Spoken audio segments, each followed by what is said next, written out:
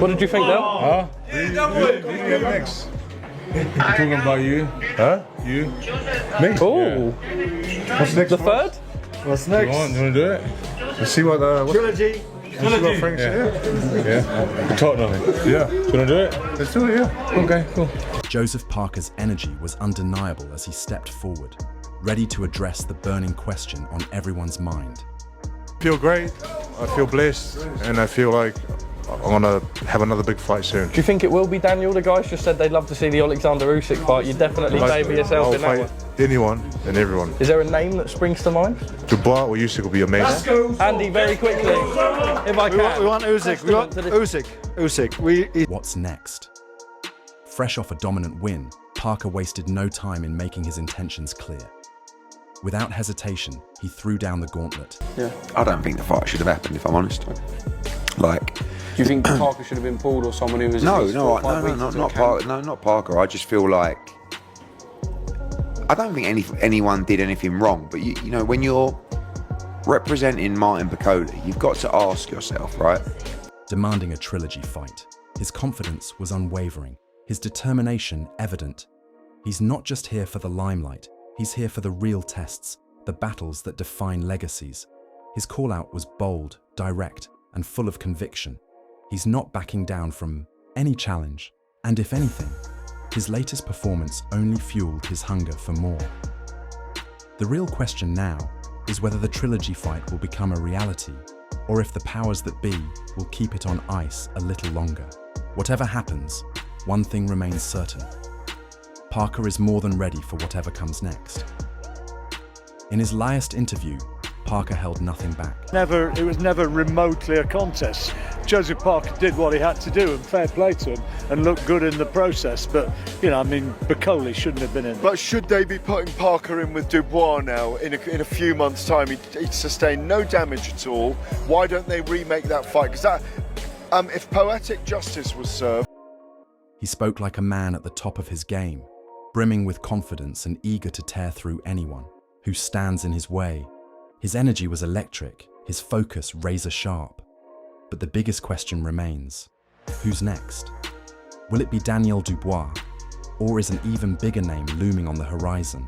Parker has set his sights on none other than Alexander Usyk. He's calling for the fight, and he's not shy about making his feelings known. In Parker's eyes, Usyk has been avoiding him for too long. I don't think he should have fought, really, if I'm honest. I mean, Piccoli was in a great position. He had an IBF final eliminator. I get that they got a good payday for tonight, but realistically, when you look back on it now, are you really ever going to perform?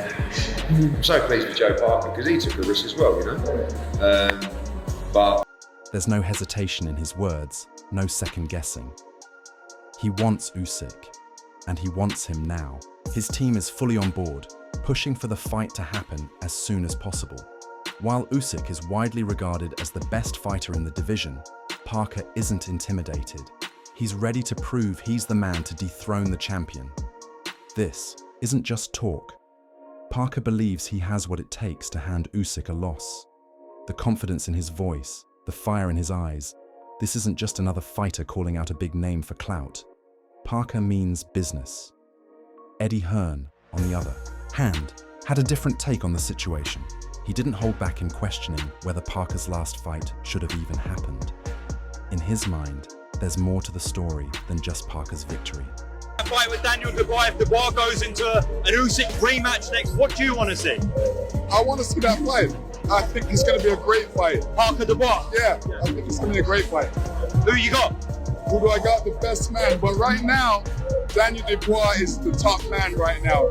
This is the man that's holding the belt. So Parker has to come good. And Parker has the ability to... Hearn raised concerns about Martin's condition going into the fight, suggesting that there were serious questions that needed answers. It's not about blaming anyone, Hearn stated, but when you represent someone like Martin, you have to consider if everything was handled properly. Was he in the best shape to compete?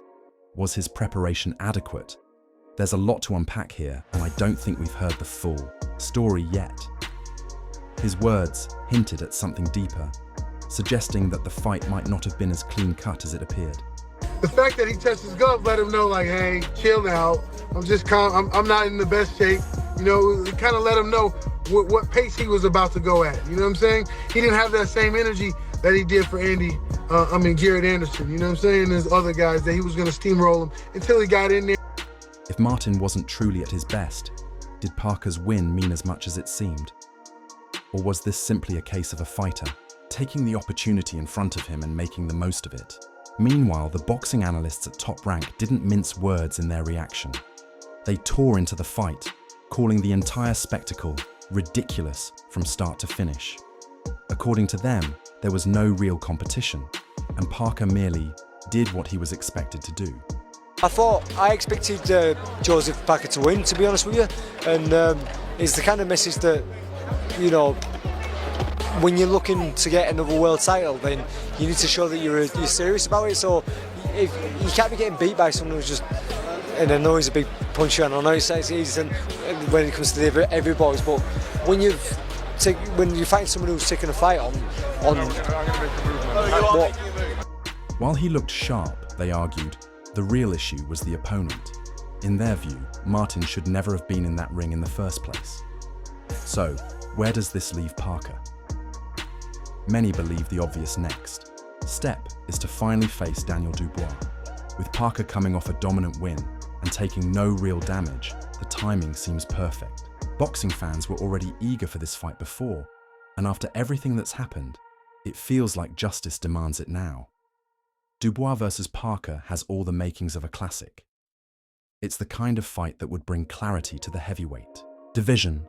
Dubois, a powerful and hungry contender, against Parker, a veteran warrior with something to prove. The stakes would be sky high, and with both men looking for their next big challenge, it's a fight that just makes sense. At the end of the day, one thing is certain: Parker is in the driver's seat. He's ready, he's willing, and he's calling the shots. Whether it's a trilogy fight, a clash with Dubois, or an all-out war with Usyk, Parker has made one thing clear: he's not going anywhere. As the heavyweight landscape continues to shift, fans are left eagerly waiting for the next move. Will the boxing world give Parker the challenges he's seeking, or will the politics of the sport get in the way? Whatever happens, one thing remains certain: Joseph Parker is ready to fight, and the world is watching. Stay tuned for more updates on this developing story, and don't forget to like, comment, and subscribe for the latest in boxing news.